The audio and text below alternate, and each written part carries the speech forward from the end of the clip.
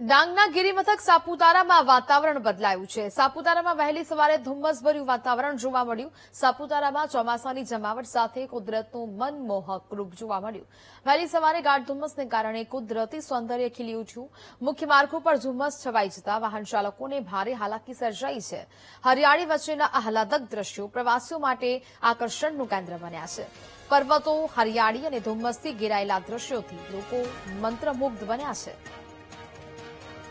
તો જે પ્રકારે આહલાદક દ્રશ્યો છે તે સામે આવ્યા છે. ધુમ્મસ છવાયું છે, વાહન ચાલકોને હાલાકી સર્જાઈ રહી છે, પરંતુ પ્રવાસીઓ માટે એક બાજુ આકર્ષણનું કેન્દ્ર બની રહ્યું છે આ વાતાવરણ, અને આ દ્રશ્યો હાલ આકર્ષણનું કેન્દ્ર લોકો માટે બની રહ્યું છે. ગિરિમથકમાં વાતાવરણ છે તે બદલાયું છે અને તેના મનમોહક દ્રશ્યો સામે આવી રહ્યા છે. સાપુતારામાં ધુમ્મસભર્યું વાતાવરણ જોવા મળી રહ્યું છે.